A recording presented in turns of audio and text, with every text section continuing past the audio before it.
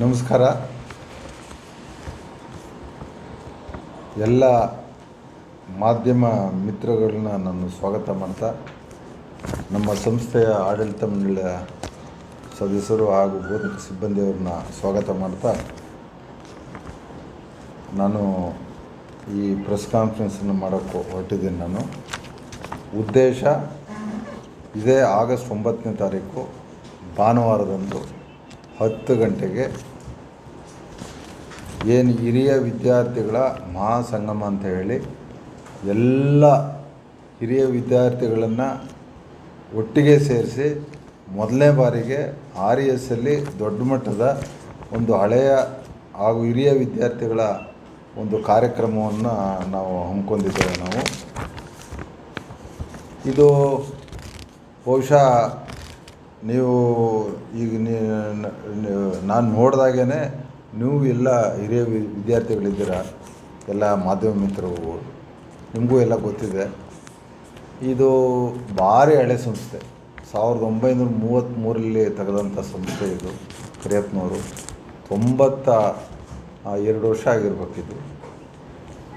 ಆದರೆ ಒಂದು ದೊಡ್ಡ ಹಳೆಯ ಸಂಸ್ಥೆಗಳಲ್ಲಿ ಈ ಹಿರಿಯ ವಿದ್ಯಾರ್ಥಿಗಳನ್ನು ಈ ಸಂಸ್ಥೆಗೆ, ವಿದ್ಯಾಸಂಸ್ಥೆಗೆ ಹಾಗೂ ಹಳೆಯ ವಿದ್ಯಾರ್ಥಿಗಳಿಗೆ ಸಂಪರ್ಕ ಸಂಬಂಧ ಕಲ್ಪಿಸುವಂಥ ಒಂದು ಹಿರಿಯ ವಿದ್ಯಾರ್ಥಿಗಳ ಒಂದು ಸಂಘವನ್ನು ಉಳಿಸಿ ಬೆಳೆಸಿ, ಬಹುಶಃ ಮೂಲ ಸಂಸ್ಥೆ ವಿದ್ಯಾಸಂಸ್ಥೆ ಏನಿದೆ ಅದಕ್ಕೆ ಪೂರಕವಾಗಿ ನಾವು ಈ ಹಳೆಯ ವಿದ್ಯಾರ್ಥಿಗಳ ಸಂಘವನ್ನು ಬೆಳೆಸಿ, ಬಹುಶಃ ಆ ಮೂಲ ಸಂಸ್ಥೆ ಏನಿದೆ, ನಮ್ಮ RES ಸಂಸ್ಥೆ ಏನಿದೆ ಅದಕ್ಕೆ ಬೆಳವಣಿಗೆಗೆ ಅದು ಜೊತೆಯಲ್ಲಿ ಹೋಗಬೇಕಾದಂಥದ್ದು.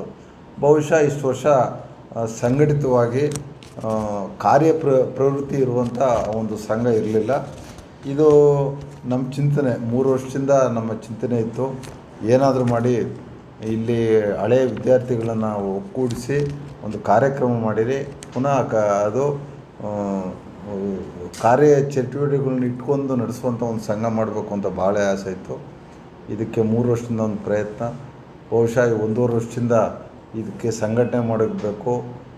ಎಲ್ಲರನ್ನೂ ನಾವು ಹತ್ರಕ್ಕೆ ಹೋಗ್ಬೇಕು, ಎಲ್ಲರನ್ನೂ ರಿಕ್ವೆಸ್ಟ್ ಮಾಡ್ಕೋಬೇಕು. ಹಾಗಾಗಿ ಇದೊಂದು ಸಂಘಟನೆ ಮಾಡಬೇಕು ಅಂತ ಬಹುಶಃ 1.5 ವರ್ಷದಿಂದ ಹೆಚ್ಚಿನ ರೀತಿಯಲ್ಲಿ ಪ್ರಯತ್ನ ನಾವು ಮಾಡಿದೆ.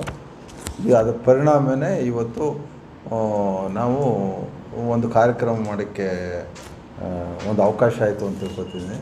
ನಾವೀಗಾಗಲೇ ನಮ್ಮ ಪ್ರಯತ್ನದ ಪ್ರಕಾರ 1600 ಸುಮಾರು 1600 ಮೆಂಬರ್ಶಿಪ್ಪಿಗೆ ಆಗವ್ರಿಗೆ. ಹಳೇದಿತ್ತು, ಈಗ ನಾವು ಮಾಡ್ದೋ ಇಲ್ಲ 1600 ಮೆಂಬರ್ಶಿಪ್ಪೇ ತೊಗೊಂಡಿರೋವ್ರೆ. ಅದ್ರ ಜೊತೆಗೆ ನಾವೇನು ಮಾಡಿದ್ದೀವಿ ಅಂತಂದರೆ, ಎಲ್ಲರಿಗೂ ನಾವು ಹೋಗೋಕ್ಕಾಗಲಿಲ್ಲ, ಅವ್ರ ಹತ್ರಕ್ಕೆ ಹೋಗೋಕ್ಕಾಗಲಿಲ್ಲ ಎಲ್ಲರಿಗೂ. ಸೊ ಈ ಸೋಷಿಯಲ್ ಮೀಡಿಯಾ ಮುಖಾಂತರ ಹಾಗೆ ಅವರವರ ಸಂಪರ್ಕದ ಮುಖಾಂತರ ಬಹುಶಃ ಇನ್ನೂ ಒಂದು 3300 ಜನದಿಂದ ಅವರ ಇದನ್ನು ತಗೊಂಡು, ನಾವೇನು ಫೋನ್ ನಂಬರ್ ತೊಗೊಂಡು ಅವ್ರನ್ನೆಲ್ಲ ಸಂಪರ್ಕ ನಿರಂತರವಾಗಿ ಮಾಡ್ತಾಯಿದ್ದೀವಿ ನಾವು.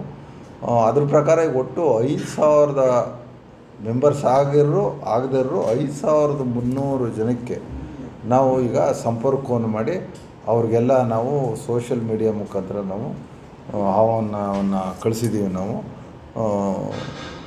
ಬಹುಶಃ ನಮ್ಮ ಲೆಕ್ಕ ಒಂದು 2500 ಜನ ಓಲ್ಡ್ ಸ್ಟೂಡೆಂಟು ನಾವು ಕನ್ಫರ್ಮೇಷನ್ ತೊಗೊಂಡೇ ನಾವು ಮಾಡ್ತಾಯಿದ್ದೀವಿ. ಆವತ್ತು ಎಲ್ಲ ಸೇರುವಂಥ ಒಂದು ಸಂದರ್ಭ, ಸೇರ್ತಾರೆ ಅಂತ ಅಂದ್ಕೊಂಡಿದ್ದೀನಿ. ಅದಕ್ಕೆ ತಕ್ಕಂತೆ ನಾವು ತಯಾರಿಗಳನ್ನ ಮಾಡ್ತಾಯಿದ್ದೀವಿ.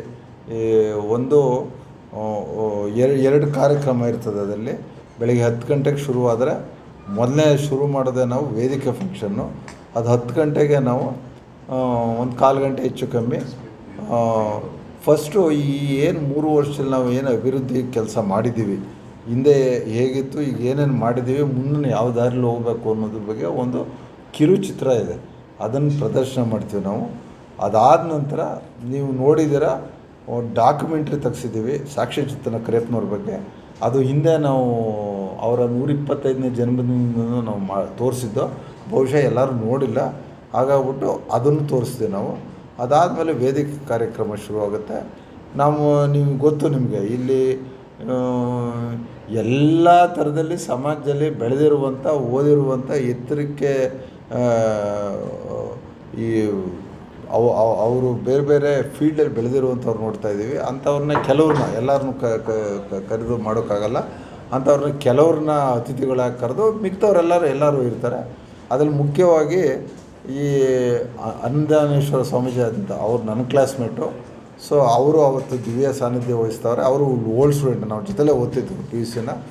ಅದಾದಮೇಲೆ ಈ ನಮಗೆ ಜನಪ್ರತಿನಿಧಿಗಳು ಅಂತ ಹೇಳಿ, ಈಗ ನಿಮ್ಗಾಲೇ ಗೊತ್ತಿರಬೇಕು, ಕುಪೇಂದ್ರ ರೆಡ್ಡಿಯವರು ಅಂತ ರಾಜ್ಯಸಭಾ ಮೆಂಬರು ಮಾಜಿ. ಸೊ ಅವರು 1 ಕೋಟಿ ರೂಪಾಯಿಗಳನ್ನ ಅಗ್ರಿಕಲ್ಚರ್ ಕಾಲೇಜ್ ಕಟ್ಟೋಕ್ಕೆ ಒಂದು ದಾನ ರೂಪದಲ್ಲಿ ಕೊಟ್ಟವ್ರು. ಈಗ ಆಲೆ ಕೊಟ್ಟು ಈಗ ಅದನ್ನ ಏನು ಕಟ್ಟಡ ಕಟ್ತಾಯಿದ್ದೀವಿ ಅದಕ್ಕೆ ಉಪಯೋಗಿಸ್ಕೊಂಡಿದ್ದೀವಿ ನಾವು. ಸೊ ಅವರಿಂದನೇ ಹಿರಿಯರಾಗವ್ರವರು, ಅವರಿಂದ ಉದ್ಘಾಟನೆ ಮಾಡಿಸ್ತಾಯಿದ್ದೀವಿ ಅವತ್ತು. ಅದಾದ ನಂತರ ಏನು ರಾಮನಗರ MLA ಅವರೇ ಇಕ್ಬಾಲ್ ಹುಸೇನು, ಅವರು ಕೂಡ ಇಲ್ಲಿ ಹಳೆಯ ವಿದ್ಯಾರ್ಥಿ, ಮುಖ್ಯ ಅತಿಥಿಗಳೇ ಅವರು ಬರ್ತಾವ್ರೆ. ಹಾಗೆ MLC ಅವರಾದ ರವಿಯವರವರೇ, ಅವರು ಹಳೆಯ ವಿದ್ಯಾರ್ಥಿ, ಅವರು ಬರ್ತಾವ್ರೆ. ಹಾಗೆ MLC ಆಗಿ ಹಳೆಯ ವಿದ್ಯಾರ್ಥಿಯಾಗಿ ಸುಧಾಮ್ ದಾಸ್ ಅವರು ಬರ್ತಾವ್ರೆ. ಸೊ ಇವರು ಈ 4 ಜನ ಇದು ಏನು ಎಲೆಕ್ಟೆಡ್ ರೆಪ್ರೆಸೆಂಟೇಟಿವ್ಸ್ ಬರ್ತಾವ್ರೆ. ಆಮೇಲೆ ಅದಲ್ಲದೆ ನಾವು ಎಲ್ಲರನ್ನೂ ಸುಮಾರು ನಿಮಗೆಲ್ಲ ಗೊತ್ತು, ಇಲ್ಲಿ ಯಾರು ಇಲ್ಲಿ ಓದವ್ರೆ ಎಲ್ಲ ರೀತಿಯಲ್ಲಿ ಎತ್ತರ ಸ್ಥಾನ ಪಡೆದವ್ರೆ. ಇದರಲ್ಲಿ ಪೊಲಿಟಿಷಿಯನ್ಸ್ ಆಗಿ ಈಗ ನಾನು ಹೇಳ್ದಂಗೆ ಎಲೆಕ್ಟೆಡ್ ರೆಪ್ರೆಸೆಂಟೇಟಿವ್ಸ್ ಆಗವ್ರೆ, ಸ್ವಾಮೀಜಿ ಆಗಿರೋರೆ, ಹಾಗೆಯೇ ಡಾಕ್ಟ್ರ್ ಆಗೋರೆ, ಇಂಜಿನಿಯರ್ಸ್ ಆಗೋರೆ. ಈಗ ಸದ್ಯಕ್ಕೆ ಏನವ್ರೆ ಅಂದರೆ ಇಬ್ಬರು ಬೆಂಗಳೂರು ಯೂನಿವರ್ಸಿಟಿ ವೈಸ್ ಚಾನ್ಸಲರ್, ಇಬ್ಬರು ನಮ್ಮ ಓಲ್ಡ್ ಸ್ಟೂಡೆಂಟೇ. ಏನು ಸೆಂಟ್ರಲ್ ಬೆಂಗಳೂರು ಯೂನಿವರ್ಸಿಟಿ ಇದೆ ರಮೇಶ್ ಅಂತ, ಅವರು ನಮ್ಮ ಓಲ್ಡ್ ಸ್ಟೂಡೆಂಟೇ. ಈಗ ಶಿವರಾಜು ಅಂತ ಮೊನ್ನೆ ಮಾಡಿದ್ರು ಜ್ಞಾನಭಾರತಿಲಿ, ಅವರು ಕೂಡ ನಮ್ಮ ಓಲ್ಡ್ ಸ್ಟೂಡೆಂಟೇ. ಸೊ ಅವರಿಬ್ಬರೂ ಇವ್ರನ್ನೆಲ್ಲ ಈ ಅಫಿಷಿಯಲ್ಸ್ ದೊಡ್ಡ ಲೆವೆಲ್ ರೀಚ್ ಆದವ್ರು ನಾವು ವಿಶೇಷವಾಗಿ ಆಹ್ವಾನಿಸ್ತಾ ಇದ್ದೇವೆ. ಅವರಿಬ್ಬರು ಅವರೇ. ಹಾಗೆಯೇ ಮುತ್ತರಾಜು ಅಂದ್ಬಿಟ್ಟು IPS ಆಫೀಸರು, ಎಲ್ಲೇ ನಮ್ಮ ಚಾಮರಾಜನಗರ SP ಆಗವ್ರೆ, ಅವರು ಬರ್ತಾಯಿದ್ದಾರೆ. ಆಮೇಲೆ IFS ಆಫೀಸರು ರಾಮಕೃಷ್ಣ ಅಂತ ಇಲ್ಲಿ DF ಅವರು ನಮಗೆಲ್ಲ ಗೊತ್ತಿರಬೇಕು, ಅವರು ಕೂಡ ಬರ್ತಾವ್ರೆ. ಆಮೇಲೆ ಒಬ್ಬ ಪುಟ್ಟೇಗೌಡರು ಅಂತ ಭಾರಿ ಹಳೆಯ ವಿದ್ಯಾರ್ಥಿ ಅವರು ಏನಂತಂದರೆ ಅವ್ರು ಜಡ್ಜಾಗಿ ಈಗ ಲಾಯರ್ ಪ್ರೊಫೆಷನ್ನೇ ಮಾಡ್ತಾಯಿದ್ರು. ಅವ್ರು ಹೆಚ್ಚಿನ ರೀತಿಯಲ್ಲಿ ಸಮಾಜ ಸೇವೆ, ಅದಕ್ಕಿಂತ ಅಲ್ಲಿ ಒಂದು ಸಂಸ್ಥೆ ಪರಿವರ್ತನಾ ಸಂಸ್ಥೆ ಅಂತ ಅಂದ್ಬಿಟ್ಟು ಒಂದು ದೊಡ್ಡ ಸಂಸ್ಥೆ ಶ್ರೀರಂಗಪಟ್ಟಣದಲ್ಲಿ, ಇಲ್ಲಿ ಓದಿ ಕರಿಯಪ್ಪನವರಿದ್ದಾಗ ಓದಿ ಬೆಳೆದು ಅಲ್ಲೇ ಆವಾಗ ದೊಡ್ಡ ಒಂದು ಸಂಸ್ಥೆ ಕಟ್ಟವ್ರೆ. ಅವರು ರೆಸಿಡೆನ್ಷಿಯಲ್ ಸ್ಕೂಲು, ಕಾಲೇಜ್ಗಳು, ಲಾ ಕಾಲೇಜು, MBA MCA ಈಗ ಸಾಕಷ್ಟು ತೆಗೆದವ್ರೆ. ಸೊ ಅವ್ರನ್ನ ಒಬ್ಬರನ್ನ ಆಹ್ವಾನಿತರಾಗಿ ಹಾಕ್ಕೊಂಡಿದ್ದೀವಿ. ಹಾಗೆ ಅಂತಲ್ಲ, ನಮಗೆ ಇನ್ನೂ ಸಾಕಷ್ಟು ಜನ, ಈಗ ಸಿದ್ದೇನವ್ರಿಗೂ ಫೋನ್ ಮಾಡಿದ್ದೆ ಮೊನ್ನೆ, ಅವರು ಒಳ್ಳೆ ಹುದ್ದೆಲಿದ್ದರು, IAS ಆಫೀಸರು, ಆದರೂ ಬರ್ತೀನಿ ಅಂದವ್ರೆ. ಹಂಗೆ ಯಾರ್ಯಾರು ಅವರೇ ಅವ್ರನ್ನೂ ಕೂಡ ನಾವೆಲ್ಲ ಆಹ್ವಾನಿಸ್ತಾ ಇದ್ದೀವಿ, ಅವರೆಲ್ಲ ಬರ್ತಾವ್ರೆ. ಇದು ಕಾರ್ಯಕ್ರಮ. ಅದಾದಮೇಲೆ ವೇದಿಕೆ ಕಾರ್ಯಕ್ರಮ ಆದಮೇಲೆ ಮೋಸ್ಟ್ಲಿ ಒಂದು ಅರ್ಧ ಗಂಟೆ ಅಕಸ್ಮಾತು ಇದು ಒಂದು ಸ್ವಲ್ಪ ಆರ್ಥಿಕವಾಗಿ ಸಹಾಯ ಆಯ್ತದೆ ಸಂಸ್ಥೆಗೆ, ಅದಕ್ಕೆ ಮಾಡಬೇಕು ಅಂತ ಖಂಡಿತ ನಾವು ಮಾಡ್ತಾಯಿಲ್ಲ. ಬಟ್ ಅದೊಂದು ಭಾಗ ಇರ್ತದೆ. ಕೆಲವು ಸಲಹೆ ಮುಖಾಂತರ ಹಳೆ ವಿದ್ಯಾರ್ಥಿಗಳು ಮೂಲ ಸಂಸ್ಥೆಗೆ ಸೇವೆ ಮಾಡ್ಬೋದು, ಕೆಲವು ಬೇರೆ ಬೇರೆ ರೀತಿಯಲ್ಲಿ ಸಹಾಯ ಮಾಡ್ಬೋದು, ಕೆಲವರು ಹಣದ ರೂಪದಲ್ಲಿ ಸಹಾಯ ಮಾಡ್ಬೋದು ಆರ್ಥಿಕವಾಗಿ. ಹೀಗೆ 3-4 ಥರದಲ್ಲಿ ಅವರೇ. ಸೊ ಹಾಗಾಗಿ ಒಂದು ಅರ್ಧ ಗಂಟೆ ಅವ್ರು ಏನೇನು ಸಹಕಾರ ಕೊಡ್ತಾರೆ, ತಪ್ಪರು ಏನು ಆರ್ಥಿಕವಾಗಿ ಸಹಾಯ ಕೊಡ್ತಾರೆ, ಅವರೇ ಸ್ವಯಂವಾಗಿ ಘೋಷಿಸಬೇಕಷ್ಟೇ. ಅಂದರೆ ನಾವು ಯಾರಿಗೂ ಅದು ಇದು ಅಂತ ಹೇಳಲ್ಲ. ಅವ್ರು ಯಾರಾದರೂ ಈ ಸಂಸ್ಥೆಗೆ, ಯಾಕೆಂದ್ರೆ ನಾವು ಫೋನ್ ಮಾಡಿದಾಗ ಒಂದಷ್ಟು ಜನ ನೋಡಿ ನಮಗೆ ಸಂಪರ್ಕನೇ ಇರಲಿಲ್ಲ, ಈಗ ನೀವು ಇಷ್ಟು ಮಾಡ್ತಾಯಿದ್ದೀರಾ, ನಾವು ಇಲ್ಲಿ ಓದಿರೋರು, ಈ ಋಣ ನಮ್ಮಲ್ಲಿ ಇದೆ, ನಮ್ಮ ಹಳೆ ವಿದ್ಯಾರ್ಥಿಗಳಾಗಿ ನಾವು ಸಮಾಜದಲ್ಲಿ ಇಷ್ಟು ಬೆಳಿಬೇಕಾದ್ರೆ ಕರಿಯಪ್ಪನವರು ಕಟ್ಟಿದಂಥ ಸಂಸ್ಥೆಯಿಂದ ನಾವು ಒಂದು ಸ್ವಲ್ಪ ದಾನ ಮಾಡಬೇಕು ಅಂತ ವಾಲಂಟ್ರಿ ಕೆಲವ್ರು ಹೇಳೋರು. ಸೊ ಅದನ್ನು ಗಮನ ಇಟ್ಕೊಂಡು ನಾವು ಅದಕ್ಕೊಂದು ಅರ್ಧ ಗಂಟೆ ಸ್ಲಾಟ್ ಕೊಡ್ತೀವಿ. ಯಾರು ಬಂದರೂ ವಾಲಂಟಿಯರಾಗಿ ಹೇಳ್ಬೋದು ಅಷ್ಟೇ. ಅದಾದಮೇಲೆ ಊಟಕ್ಕೆ ಅರೇಂಜ್ ಮಾಡಿದ್ದೆ ಅಷ್ಟೇ. 2,500 ಜನ ಬಂದರು, ಎಷ್ಟು ಜನ ಬರಲಿ ಅಷ್ಟು ಜನಕ್ಕೆ ಊಟಕ್ಕೆ ವ್ಯವಸ್ಥೆ ಮಾಡಿದ್ದೆ. ನಮ್ಮ ಗುರಿ ಇರೋದು ಆದಷ್ಟು ಒಂದು 11ರಿಂದ 1 ಗಂಟೆ ಒಳಗೆ ಈ ಕಾರ್ಯಕ್ರಮ ಮುಗಿಸಿ ಒಂದು 1/4 ಗಂಟೆ ಹೆಚ್ಚು ಕಮ್ಮಿ ಆಮೇಲೆ ಊಟಕ್ಕೆ ವ್ಯವಸ್ಥೆ ಇದೆ, ಅಷ್ಟು ಜನಕ್ಕೂ ಊಟಕ್ಕೆ ವ್ಯವಸ್ಥೆ ಹಳೆ ವಿದ್ಯಾರ್ಥಿಗಳಿಗೆ. ಅದಾದ ನಂತರ ಪುನಃ 2 ಗಂಟೆಯಿಂದ ಒಳ್ಳೆ ಉತ್ತಮ ಮಟ್ಟದ ಸಾಂಸ್ಕೃತಿಕ ಕಾರ್ಯಕ್ರಮಗಳು ಇಟ್ಕೊಂಡಿದ್ದೀವಿ. ಅದರಲ್ಲಿ ನಮ್ಮ ಹಳೆ ವಿದ್ಯಾರ್ಥಿಗಳೇ ದೊಡ್ಡ ಮಟ್ಟಕ್ಕೆ ರೀಚ್ ಆಗೋರೆ. ನಿಮ್ಗೆ ಗೊತ್ತಿರಬೇಕು, ಶಮಿತಾ ಮಲ್ನಾಡ್ ಅಂತ ಫಿಲಮಲ್ಲಿ ಅವ್ರು ಇದು ಮಾಡ್ತಾವ್ರೆ, ಏನೋ ಚಿತ್ರಗೀತೆಗಳೆಲ್ಲ ಹೇಳ್ತಾರೆ. ಅವರು 1 hour ಪ್ರೋಗ್ರಾಮ್ ಕೊಡ್ತಾರೆ. ಅವರು ಅವ್ರ ತಂಡದವರಿಂದ 1 hour ಪ್ರೋಗ್ರಾಮ್ ಕೊಡ್ತಾರೆ. ಆಮೇಲೆ ಮಿಮಿಕ್ರಿ ಗೋಪಿ ಅಂತ ಇರಬೇಕು, ಅವರು ಎಲ್ಲರೂ ಗೊತ್ತಿರೋರೆ, ಅವ್ರನ್ನು ಕರೆಸಿದ್ದೀವಿ, ಅವರು ಕಾರ್ಯಕ್ರಮಗಳು ಕೊಡ್ತಾರೆ. ಅದಲ್ಲದೆ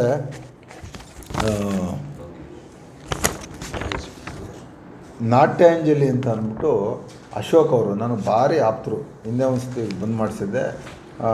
ಅವರು ಈ ಎಲ್ಲ ಮಿಕ್ಸ್ ಇರ್ತದೆ, ಭರತನಾಟ್ಯ, ಯಕ್ಷಗಾನ, ಒಂದು ಸ್ವಲ್ಪ ಡೊಳ್ಳು ಕುಣಿತ, ಅದೆಲ್ಲ ಒಂದು ಪ್ಯಾಕೇಜ್ 45 ನಿಮಿಷದ್ದು ಪ್ರೋಗ್ರಾಮ್. ಅವರೆಲ್ಲ ಅವರ ಮಕ್ಕಳುಗಳು ಅಂಬಾನಿ ಫ್ಯಾಮಿಲಿಗೆಲ್ಲ ಹೋಗಿ ಪ್ರೋಗ್ರಾಮ್ ಕೊಟ್ಟಿದ್ರು.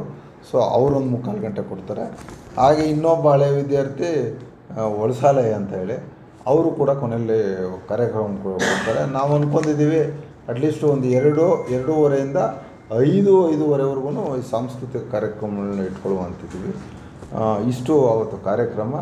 ನಾನು ಮತ್ತೊಮ್ಮೆ ಮನವಿ ಮಾಡ್ತೀವಿ, ನಾವು ಎಷ್ಟು ನಮ್ಮ ಕೈಲಾಗುತ್ತೋ 5,000 ಜನಕ್ಕೆ ಹೆಚ್ಚಿಗೆ ನಾವು ಸಂಪರ್ಕವನ್ನು ಪಡೆದು ನಾವು ಅವ್ರಿಗೆಲ್ಲ ಆಹ್ವಾನವನ್ನು ನೀಡಿದ್ದೇವೆ. ನಾನು ಈ ಮೂಲಕ ರಿಕ್ವೆಸ್ಟ್ ಮಾಡ್ಕೋತಾ ಇದ್ದೇನೆ. ನಾನು ಇನ್ಯಾರ್ಯಾರು ನೀವು ಹಳೆ ವಿದ್ಯಾರ್ಥಿಗಳಿದ್ದೀರಾ, ಕನಕಪುರ ಇರ್ಬೋದು, ಬೆಂಗಳೂರು ಇರ್ಬೋದು, ಈ ಕರ್ನಾಟಕದಲ್ಲಿ ಯಾವುದೇ ಮೂಲೆಯಲ್ಲಿರ್ಬೋದು, ಬಹುಶಃ ಆವತ್ತಿನ ದಿವಸ 9ನೇ ತಾರೀಕು ಒಂದು ಮೆಮೊರೇಬಲ್ ಇವೆಂಟ್ ಅಂತ ನಾನು ಅಂದ್ಕೊಂಡಿದ್ದೆ. ಹಂಗಾಗ್ಬಿಟ್ಟು ಇವೆಲ್ಲ ಸಾಂಸ್ಕೃತಿಕ ಕಾರ್ಯಕ್ರಮ ಅವೆಲ್ಲ ಇಟ್ಕೊಂಡು ಮಾಡ್ತಾ ಇರೋದು. ಹಾಗಾಗಿ ಎಲ್ಲರಿಗೂ ಆಹ್ವಾನ ಇದೆ. ಆಮೇಲೆ ಒಂದು ಏನು ಹೇಳ್ತೀನಿ ಅಂದರೆ, 1600 ಇದ್ದರೆ ಇನ್ನು ಮೆಂಬರ್ ಆಗದೇ ಇರೋ ಏನೂ ಇಲ್ಲ ಅಂತೆಲ್ಲ, ಅವರೂ ಬರಲಿ. ಅವರು ಇಲ್ಲಿ ಒಂದು ಡೆಸ್ಕ್ ಓಪನ್ ಮಾಡ್ತೀವಿ, ಅಲ್ಲಿ ಮೆಂಬರ್ ಆಗ್ಬೋದು. ಅದು ಏನು ಇಷ್ಟು ದುಡ್ಡು ಅಂತ ಮಾಡಿಲ್ಲ ನಾವು. ಮೆಂಬರ್ಶಿಪ್ಗೆ 500, 1000, 2000 ಈಗ ಫಿಕ್ಸ್ ಮಾಡಿದ್ದೀವಿ. ಅವ್ರು ಇಷ್ಟ ಬಂದಷ್ಟು ಮಾಡ್ಬೋದು. ತಬ್ರಿ ಇನ್ನು ಯಾರೋ ನಾನು ಫೋನ್ ಮಾಡಿದೆ ನಾನು ಮೊನ್ನೆ, ನಾನು 5,000 ಕೊಡ್ತೀನಿ ನನ್ನ ಸಂಸ್ಥೆ ಕೊಡೋಕ್ಕೆ ಅಂದರು. ಅದು ಅವರು ಬಿಟ್ಟದ್ದು. ಬಟ್ ಮಿನಿಮಮ್ 500 ರೂಪಾಯಿ. ಅದಕ್ಕೆಲ್ಲ ಇನ್ನೇನು 3,000 ಏನು ಇದೆ, ಅವ್ರಲ್ಲಿ ಎಷ್ಟು ಜನ ಬರ್ತಾರೆ ಅವ್ರನ್ನೆಲ್ಲ ಮೆಂಬರ್ಶಿಪ್ ಮಾಡ್ಕೋತೀವಿ. ಹಾಗಾಗಿ ಮನವಿ ಮಾಡ್ತೇನೆ, ಮೆಂಬರ್ಶಿಪ್ ಆಗೋಕ್ಕೂ ಕೂಡ ಇಲ್ಲೇ ಅವಕಾಶ ಇದೆ. ಸೊ ಹಾಗಾಗಿ ಎಲ್ಲರೂ ಬರಬೇಕು, ಇನ್ನು ಯಶಸ್ವಿಗೊಳಿಸ್ಬೇಕು. ನಾವು ಹೇಳ್ದಂಗೆ ಮುಂದಕ್ಕೆ ಇದು ಇಲ್ಲಿ ನಿಲ್ಲಬಾರ್ದು. 1 ವರ್ಷಕ್ಕೆ ಇದು ಬಿಗಿನಿಂಗ್, ಒಳ್ಳೆ ಫೌಂಡೇಶನ್ ಹಾಕ್ಬೇಕು ಅಂತ ಭಾರಿ ಕಷ್ಟಪಟ್ಟಿದ್ದೀವಿ. ಇದರ ಸುಲಭ ಇಲ್ಲ ಅಷ್ಟು ಜನ ರೀಚ್ ಆಗೋದು. 1-1.5 ವರ್ಷದಿಂದ ಸತತವಾಗಿ ನಾವು ನಮ್ಮ ಬೋಧಕ ಸಿಬ್ಬಂದಿಯವರು ಪ್ರತಿಯೊಬ್ಬ ಬೆಂಗಳೂರಿಗೆ ಹೋದರೆ ಒಂದು 5 ಜನ 6 ಜನಕ್ಕೆ ಮಾತ್ರ ಕಾಂಟ್ಯಾಕ್ಟ್ ಸಿಗೋದು ಡೈಲಿ. ಸೊ ಹಂಗಾಗಿ ಲೆಕ್ಕ ಹಾಕೊಳ್ಳಿ, ಎಷ್ಟು ಮಾಡಿಸ್ಬೇಕು ಅಂದರೆ ಎಷ್ಟು ಕಷ್ಟಪಟ್ಟಿದ್ದೀವಿ ನಾವು. ಸೊ ನಮಗೇನಂದರೆ ಇದಕ್ಕೆ ಒಳ್ಳೆ ತಳೋದೆ ಹಾಕಿ, ಈಗ ಯಾವತ್ತೂ ಆಗಬೇಕಾಗಿತ್ತು ತಳೋದೆ ಹಾಕಿರೋದು ಲೇಟ್ ಆಗಿದೆ. ಈಗ ಭದ್ರವಾದ ತಳೋದೆ ಹಾಕಿ ಮುಂದಿನ ದಿನಗಳಲ್ಲಿ RESನ್ನು ಎತ್ತರಕ್ಕೆ ತಗೋಬೇಕು ಅಂತ ಎಲ್ಲರ ಅಪೇಕ್ಷೆ ಇದ್ದು ತಕ್ಕ ದಾರಿಯಲ್ಲಿ ನಾವು ಆದಷ್ಟು ಈ ಮ್ಯಾನೇಜ್ಮೆಂಟ್ ಅವರು ಒಂದು 3 ವರ್ಷ ನಡೆದಿದ್ದೇವೆ. ಇದು ನಾವು ಹೇಳ್ಕೊಳ್ಳೋದಲ್ಲ, ಅಲ್ಲೇ ಎಲ್ಲರಿಗೂ ಗೊತ್ತಾಗುತ್ತೆ, ಬಂದ ಜನಗಳಿಗೆ ಸಾಕ್ಷಿಸ್ತನೂ ಇದೆ, ಒಂದು ಸ್ಮಾಲ್ ಡಾಕ್ಯುಮೆಂಟ್ರಿ ಥರನೇ ಇದೆ. ಸೊ ಹಾಗಾಗಿ ಮುಂದಿನ ದಿವಸಗಳಲ್ಲಿ ಈ ಸಂಸ್ಥೆನ ಇನ್ನೂ ಎತ್ತರಕ್ಕೆ ತಗೋಬೇಕಾಗಿದೆ. ಯಾಕೆಂದರೆ ಕರಿಯಪ್ಪನವರಿದ್ದಾಗ ಅದು ಇದೇ ದೊಡ್ಡ ಸಂಸ್ಥೆ. ಯಾಕೆಂದರೆ ಎಲ್ಲೂ ಅವಕಾಶಗಳೇ ಇರಲಿಲ್ಲ. ಆವತ್ತಿನ ಕ್ವಾಲಿಟಿ ಎಜುಕೇಷನ್ ಅವರೇ ಟೀಚರ್ ಆಗಿರೋದ್ರಿಂದ, ಅವರೇ ಎಜುಕೇಷನಿಸ್ಟ್ ಆಗಿರೋದ್ರಿಂದ ದೊಡ್ಡ ಮಟ್ಟದಲ್ಲಿ ಬೆಳೆಸಿದ್ರು. ಸೊ ಆಮೇಲೆ ಈಗ 108 ಸಂಸ್ಥೆಗಳು ಬಂದ ಮೇಲೆ ಒಂದು ಸ್ವಲ್ಪ ಈ ಒತ್ತಡದಲ್ಲೇ ಈಗ RES ಹೋಗ್ತಾ ಇರೋದು. ಇದು ಎಲ್ಲ ಸಂಸ್ಥೆಗಳು ಅಷ್ಟೇ, ಯಾವುದು ಕಮರ್ಷಿಯಲ್ ಬೆಳೆಸ್ಬಿಡ್ತಾರೆ ಅವರು. ಕೆಲವು ಮಟ್ಕೊಳ್ಳೋದು ಪ್ರೈವೇಟ್ ಇನ್ಸ್ಟಿಟ್ಯೂಷನ್ನು. ಬಟ್ ಇಂಥ ಗ್ರಾಮಾಂತರ ಪ್ರದೇಶದಲ್ಲಿ RESನ್ನು ಬೆಳೆಸಬೇಕು ಅಂದರೆ ಸುಲಭ ಇಲ್ಲ. ಯಾಕೆಂದರೆ ನಮಗೆ ಇದು ಬರೋ ಸಂಪನ್ಮೂಲ ಇತಿಮಿತಿಯಲ್ಲಿ ನಾವು ಮಾಡಬೇಕಾಗಿರೋದ್ರಿಂದ. ಏಕೆಂದರೆ ಎಲ್ಲರಿಗೂ ಯಾರು ಒಬ್ಬ ಬಡವ ಬಂದರೂ ಓದಕ್ಕೆ ಬರ್ತಾನೆ ಅಂದರೆ ಅವನಿಗೆ ಸಹಾಯ ಹಸ್ತ ನಾವು ಕೊಡಲೇಬೇಕಾಯ್ತದೆ. ಅದು ನಿಟ್ಟಿನಲ್ಲೇ ಹೋಯ್ತು. ಅದು ಕರಿಯಪ್ಪನ ಪ್ರಿನ್ಸಿಪಲ್, ಅದೇ ಪ್ರಿನ್ಸಿಪಲ್ ನಾವು ಹೋಗ್ತಾಯಿದ್ದೀವಿ. ನೀವು ಹಳೆಯ ವಿದ್ಯಾರ್ಥಿಗಳಾಗಿದ್ದೀರಾ. ಸೊ ಇದೊಂದು ಸಂಸ್ಥೆನ ಬೆಳೆಸಿದ್ರೆ ಪ್ಯಾರಲಲ್ಲೇ ಬೆಳಿಬೇಕಿದು. ಈ ಸಂಸ್ಥೆನೂ ಬೆಳಿಬೇಕು, ಕರಿಯಪ್ಪನವ್ರ ಸಂಸ್ಥೆ ಪ್ಯಾರಲಲ್ಲಿ ಓಲ್ಡ್ ಇದು ಏನೋ ಹಿರಿಯ ವಿದ್ಯಾರ್ಥಿಗಳ ಸಂಘನೂ ಬೆಳೆದಾಗ, ಸೊ ಪೂರಕವಾಗಿ ಇದಕ್ಕೇನೋ ಒಂದು ಇನ್ನೂ ಎತ್ತರಕ್ಕೆ ತಗೋಗುವಂಥ ಎಲ್ಲ ಸಾಧ್ಯತೆಗಳಿದೆ. ಈಗಾಗಲೇ ಸಾಕಷ್ಟು ಹೊಸ ಕೋರ್ಸ್ಗಳು ತಂದಿದ್ದೀವಿ, ಎಲ್ಲ ಹೇಳಿದ್ದೀವಿ ನಾವು. ಇನ್ನೂ ಹೆಚ್ಚಿನ ಕೋರ್ಸ್ಗಳು, ಎಲ್ಲದಕ್ಕಿಂತ ಇಂಪಾರ್ಟೆಂಟಾಗಿ ಈಗ ಹೊಸ ಪ್ರೊಫೆಷ್ನಲ್ ಟೆಕ್ನಿಕಲ್ ಕೋರ್ಸ್ ಎಲ್ಲ ತಂದಿದ್ದೀವಿ. MBA ತಂದು, BSc ತಂದು, ಈಗ ಡಿಪ್ಲೊಮಾ ಇನ್ ಅಗ್ರಿಕಲ್ಚರ್ ಕಾಲೇಜ್ ತಂದಿದೆ, ಅದು ಸ್ಯಾಂಕ್ಷನ್ ಮಾಡಿಸಿದ್ದೀವಿ. ಇದಲ್ಲದೆ ನನ್ನ ಗುರಿ ಇದ್ದದ್ದು, ನಮ್ಮ ಆಡಳಿತ ಮಂಡಳಿ ಗುರಿ ಇದ್ದದ್ದು ಸ್ಕಿಲ್ ಸೆಂಟರ್ ಮಾಡಬೇಕು ಅಂತ. ಈಗಾಗಲೇ ಇಲ್ಲಿ ನೀವು ನೋಡ್ಬೋದು, ಈಗಾಗಲೇ MOU ಆಗಿದೆ. ಬಜಾಜ್ ಅವರೆಲ್ಲ ರೆಡಿ ಮಾಡವ್ರೆ ಹಳೆ ಆಡಿಟೋರಿಯಮಲ್ಲಿ. ಈಗ ಸುಮಾರು 10 ಲಕ್ಷ ರೂಪಾಯಿನಷ್ಟು ಅವ್ರದ್ದು ಮೆಷಿನು ಟೂಲ್ಸ್ ಬಂದಿದೆ. ಈ ಸದ್ಯದಲ್ಲೇ ಅದು ಶುರುವಾಯ್ತವೆ. ಅದಕ್ಕಿಂತ ದೊಡ್ಡದಾಗಿ ಇದು ಒಂದು ಒಳ್ಳೆಯ ಸುದ್ದಿಯನ್ನು ಹಂಚ್ಕೊಳ್ಳೋಕೆ ಇಷ್ಟಪಡ್ತೀನಿ. ನಾನು ಮೊದಲೇ ಹೇಳಿದ್ದೆ, ಟಾಟಾ ಟೆಕ್ನಾಲಜೀಸ್ ಅಂತ ಟಾಟಾದ್ದು ಒಂದು ಸಬ್ಸಿಡಿಯರಿ ಕಂಪ್ನಿ. ಅದು ದೊಡ್ಡ ಕಂಪ್ನಿ, ಅದು ಹೈ ಲೆವೆಲ್ ಸೈಂಟಿಫಿಕ್ ಡೀಲ್ ಮಾಡುವಂಥ ಕಂಪ್ನಿ. ಸೊ ಅವ್ರನ್ನ ನಾನು ಕರ್ಕೊಬಂದು ಇಲ್ಲಿ ಯಾರೋ ಮುಖಾಂತರ ಕರ್ಕೊಬಂದು ನಾ ಎಲ್ಲ ಇಲ್ಲಿ ಎಲ್ಲ ಮೀಟಿಂಗ್ ಆದಮೇಲೆ, ಈಗ ನಿಮ್ಗೆ ಗೊತ್ತಿರಲಿ, ಲಾಸ್ಟ್ ಮಂತು ಟಾಟಾ ಟೆಕ್ನಾಲಜೀಸ್ ಬೋರ್ಡಲ್ಲಿ 10 crores ಬೋರ್ಡಲ್ಲಿ ಅಪ್ರೂವ್ ಮಾಡೋರು. ಸೊ ಈಗ 11ನೇ ತಾರೀಕು ಇದಾದ 2 ದಿವಸಕ್ಕೆ ಸುಶೀಲ್ ಕುಮಾರ್ ಅಂತ ಅವರು ಗ್ಲೋಬಲ್ ಹೆಡ್ಡು ಟಾಟಾ ಟೆಕ್ನಾಲಜೀಸ್ಗೆ CSR ಹೆಡ್ ಅವ್ರು ಬರ್ತಾ ಇದ್ದಾರೆ. ಸೊ ನಾವು ಫೈನಲೈಸ್ ಮಾಡ್ತಾಯಿದ್ದೀವಿ. ಈಗ ನಿಮ್ಗೆ ಗೊತ್ತಿರಲಿ ಅಷ್ಟೇ, ಸಣ್ಣದಾಗಿ ಹೇಳ್ತೀನಿ ಅಷ್ಟೇ. ಆಮೇಲೆ ಅದಕ್ಕೂ ಪ್ರೆಸ್ ಕಾನ್ಫರೆನ್ಸ್ ಮಾಡಬೇಕಾಯ್ತದೆ. ಬಜಾಜ್ ಆಟೋದವರು, Bajaj scooter, Bajaj EV motors, Bajaj ಆಟೋಗಳಿಗೆ ಟ್ರೈನಿಂಗ್ ಕೊಡ್ತಾರೆ. ಅದು 100% ಫ್ರೀ. 3 ತಿಂಗಳು ಇಲ್ಲಿ ಏನು ತಗೊಂಡಾನೆ ಅವ್ನು ಶೋರೂಮ್ಗಾರ ಹೋಗ್ಬೋದು, ಅವನು ಈ ಮ್ಯಾನುಫ್ಯಾಕ್ಚರಿಂಗ್ ಯೂನಿಟ್ ಹೋಗ್ಬೋದು, ತಪ್ಪರ ಅವನೇ ಒಂದು ಇದಿಡ್ಬೋದು, ಏನು ವರ್ಕ್ಶಾಪ್ ಇಟ್ಕೋಬೋದು ಅವನೇ, ತಪ್ಪರ ಅವನೇ ಮ್ಯಾನುಫ್ಯಾಕ್ಚರಿಂಗ್ ಯೂನಿಟ್ ಹೋಗ್ಬೋದು. ಎಲ್ಲಿ ಏನು ಇಲ್ಲಿ ಪೊಟೆನ್ಷಿಯಲ್ ಇರ್ತದೆ ಅದು ಪಿಕ್ ಮಾಡ್ಕೋತಾ ಇರ್ತಾರೆ. ಬಜಾಜ್ ಅವರೇ ಅಂತ ಅಲ್ಲ, ಈಗ ಆಟೋ ಈ ಸರ್ವಿಸ್ ಸ್ಟೇಷನ್ಗಳೆಲ್ಲ ಬೇರೆ ಇವು ಸ್ಕೂಟ್ರದ್ದು ಅದಕ್ಕೆಲ್ಲ ಅವರು ಜಾಬ್ ಸಿಕ್ಕೋಯ್ತದೆ ಅವ್ರಿಗೆ. ಶುರು ಆಯ್ತದೆ. ಜೊತೆಗೆ ಟಾಟಾದ್ದು ಈಗ ಸದ್ಯಕ್ಕೆ ಒಂದು 5 ಫೀಲ್ಡನ್ನು ಆರಿಸ್ಕೊಂಡವ್ರು. ನಿಮ್ಗೆ ಗೊತ್ತಿರಲಿ, ಒಂದು CNC ಅಂತ, ಅದು ಎಂಡ್ ಸ್ಕಿಲ್ ಡೆವಲಪ್ಮೆಂಟ್ ಪ್ರೋಗ್ರಾಮ್. ಅದು CNC ಮಿಷಿನ್ ಕಲಿಸೋದೇ 70-80 ಲಕ್ಷ ಆಯ್ತದಂತೆ. ಈಗ ಏನು 10 ಕೋಟಿ ಕೊಡ್ತಾರೆ, ಅವ್ರು ₹1 ನಮ್ಗೆ ಕೊಡೋಲ್ಲ. ಮೆಷಿನು ಟೂಲ್ಸ್ ಕೊಡ್ತಾರೆ. ನಾವು ಇನ್ಫ್ರಾಸ್ಟ್ರಕ್ಚರ್ ಕೊಡಬೇಕು, ರೂಮ್ಗಳು ಬೇಕು, ಅವ್ರು ಬೇಕಾದಂಥ ಮೂಲಭೂತ ಸೌಕರ್ಯಗಳು ಕೊಡಬೇಕು. ಅದು ನಾವು ಕೊಡ್ತಾಯಿದ್ದೀವಿ. 700 ಅದನ್ನೆಲ್ಲ 700 ಶುರು ಮಾಡ್ತೀವಿ. ಅಲ್ಲಿ ಸಾಕಷ್ಟು ಸೌಕರ್ಯ ಇದೆ ಅಲ್ಲಿ. ಅದರಲ್ಲಿ ಈ CNC ಒಂದು, ಅದು ಸುಮಾರು 2,000 ಜನ 3,000 ಜನ ಈಗಲೇ ಪಿಕ್ ಆಯ್ತಾರಂತೆ ಸಾಫ್ಟ್ವೇರ್ ಇಂಡಸ್ಟ್ರಿಯಲ್ಲಿ ಅವರು. ಹಾಗೆಯೇ ಈ ಸಾಫ್ಟ್ವೇರು ಈ ಹೈ ಸೈಂಟಿಫಿಕ್ ಇಂಡಸ್ಟ್ರಿಗಳಲ್ಲಿ ಸಾಲ್ಡ್ರಿಂಗ್ ಇದೆಯಂತೆ. ಆ ಸಾಲ್ಡ್ರಿಂಗ್ ಮಿಷಿನ್ ಅದು ಕೊಡ್ತವ್ರೆ. ಆಮೇಲೆ ವೆಲ್ಡಿಂಗ್ ಇದೆಯಂತೆ, ಆದರೆ ಈ ಮಾಮೂಲಿ ವೆಲ್ಡಿಂಗ್ ಅಲ್ಲ, ಅದು ಹೈಟೆಕ್ ವೆಲ್ಡಿಂಗು, ಅದು ಕೊಡ್ತವ್ರೆ. ಆಮೇಲೆ ಡ್ರೋನ್ ಟೆಕ್ನಾಲಜಿ ನಿಮ್ಗೆ ಗೊತ್ತಾಯ್ತು, ಬರೀ ವಿದ್ಯುಕ್ಕೆ ಅಲ್ಲ, ಎಲ್ಲ ರೀತಿಯಲ್ಲೂ ಉಪಯೋಗ ಆಯ್ತದೆ. ಈಗೆಲ್ಲ ನಮ್ಮ ಅಗ್ರಿಕಲ್ಚರ್ ಡಿಪಾರ್ಟ್ಮೆಂಟಲ್ಲಿ ಜಾಸ್ತಿ ಅಗ್ರಿಕಲ್ಚರ್ ಫೀಲ್ಡಲ್ಲೆಲ್ಲ ಉಪಯೋಗಿಸ್ಕೊಳ್ತಾ ಇದ್ದೀವಿ ನಾವು. ಈಗ ನನ್ನ ತೋಟದಲ್ಲೇ ಆ ವೈಟ್ ಫ್ಲೈಸ್ ಅಂತ ಬಂದಿದೆ, ನಮಗೆಲ್ಲ ತೆಂಗಿನಲ್ಲೆಲ್ಲ ಬಿಳಿ ಚಿಟ್ಟೆ ಇರ್ಬೋದು. ಈಗ ನಾನೇ ಸ್ಪ್ರೇ ತುಮಕೂರಿಂದ ಕರೆಸ್ತಾ ಇದ್ದೀನಿ. ತೆಂಗಿಗೆ ನಾವು ಸ್ಪ್ರೇನೇ ಮಾಡೋಕ್ಕಾಗಲ್ಲ.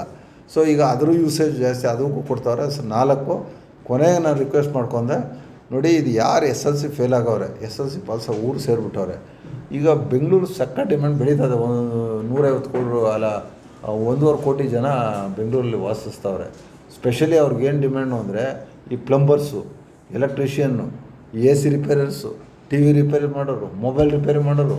ಸೊ ಈ ಥರದವನ್ನು ನಾವು ಅದು ಒಂದು ವಿಂಗ್ ಮಾಡಿ ಅಂತೀವಿ. ಬಹುಶಃ 11ನೇ ತಾರೀಕು ಫೈನಲೈಸ್ ಆಯ್ತದೆ. ಅದಾದ 15 ದಿವಸಕ್ಕೆ MOU ಆಯ್ತದೆ ಟಾಟಾದವ್ರ ಜೊತೆ. ಅದಾದ 2 ತಿಂಗಳಿಗೆ ಇನ್ಸ್ಟಾಲೇಷನ್ಸ್ ಎಲ್ಲ ಶುರು ಆಯ್ತದೆ. ಸೊ ಅದೆಲ್ಲ ಕೆಲವು ಜರ್ಮನಿ, ಇದು ಸ್ವಿಟ್ಜರ್ಲ್ಯಾಂಡಿಂದೆಲ್ಲ ಇಂಪೋರ್ಟ್ ಮಾಡ್ಕೊಬಂತೆ ಮಿಷಿನು. ಸೊ ಅದೆಲ್ಲ ಪ್ರೋಸೆಸ್ ಶುರು ಮಾಡ್ತಾರೆ. ಸೊ ಹಿಂಗೆ ಒಂದೊಂದೇ ಯಾವ ರೀತಿ ಈ ಸಂಸ್ಥೆ ತಗೋಬೇಕು ಅಂತ ನಮಗೆ ಬಂದಂಥ ನಾಲೆಡ್ಜು, ನಮಗೆ ಬಂದಂಥ ವಿಚಾರಗಳು, ನಾವು ಇಲ್ಲಿ ವಹಿಸ್ಕೊಂಡ್ಮೇಲೆ ಹೊಸ ಮ್ಯಾನೇಜ್ಮೆಂಟು ನಮಗೆ ಬಂದಂಥ ಬೇರೆ ಇನ್ಸ್ಟಿಟ್ಯೂಷನ್ದ ಫೀಡ್ಬ್ಯಾಕ್ಸು, ಆಮೇಲೆ ಪಬ್ಲಿಕ್ಸ್ ಏನು ಹೇಳ್ತಿದ್ರು, ಸ್ಟೂಡೆಂಟ್ ರಿಕ್ವೈರ್ಮೆಂಟ್ ಏನು, ಪೇರೆಂಟ್ಸ್ ಏನು ಹೇಳ್ತಿದ್ರು, ಇದರಿಂದನೇ ಒಂದೊಂದೇ ಹೋಗಿ ನಮ್ಮ ಆ ದಾರಿಲಿ ಹಿಡಿದಿದ್ವಿ. ನಾನು ಎಲ್ಲ ಮನವಿ ಮಾಡ್ಕೊಳ್ತೇನೆ, ಎಲ್ಲ ಓಲ್ಡ್ ಸ್ಟೂಡೆಂಟ್ಗೆ ಮನವಿ ಮಾಡ್ಕೊಳ್ತೇನೆ. ಇದು ನೀವೆಲ್ಲ ಸೇರಿ ಬೆಳೆಸಿರುವಂಥ ಸಂಸ್ಥೆ. ಕರಿಯಪ್ಪನವ್ರು ಬೆಳೆಸಿರೋದು ಆದಮೇಲೆ ನೀವು ಬೆಳೆಸಿದ್ದೀರ ಇದೆಲ್ಲ. ಸೊ ನಿಮ್ಗೆ ಆಸೆ ಇದೆ, ಗೌರವ ಇದೆ, ಕರಿಯಪ್ಪನವ್ರ ಬಗ್ಗೆ ಗೌರವ ಇದೆ, ಸಂಸ್ಥೆ ಬಗ್ಗೆ ಅಭಿಮಾನ ಇದೆ. ನೀವು ಓದ್ ಸಂಸ್ಥೆಯಲ್ಲಿ ದಯವಿಟ್ಟೆಲ್ಲ ನಾವು ಮಾಡೋ ಒಂದು ಒಳ್ಳೊಳ್ಳೆ ಕೆಲಸಕ್ಕೂ ಕೂಡ ಎಲ್ಲರೂ ಕೈ ಜೋಡಿಸೋಕೆ ಬರಬೇಕು.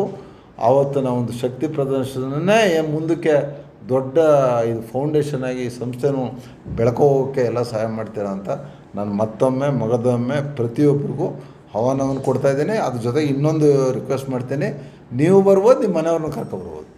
ಹೆಣ್ಮಕ್ಳಿದ್ರೆ ಅವ್ರ ಮನೆಯವ್ರನ್ನ ಯಜಮಾನ್ರು ಕರ್ಕೊಬರ್ಬೋದು. ಯಾರಾದರೂ ವಿದ್ಯಾರ್ಥಿಯಾಗಿದ್ದವರು ಅವರ ಮನೆಯವ್ರನ್ನೂ ಅವ್ರ ಮಡದಿಯವ್ರನ್ನೂ ಕರ್ಕೊಬರ್ಬೋದು. ಹಾಗಾಗಿ ಎಲ್ಲರೂ ಬರೋಕ್ಕೆ ಅವಕಾಶ ಬಹುಶಃ ಒಂದು ಒಳ್ಳೆ ರೀತಿಯಲ್ಲಿ ಇದೆ.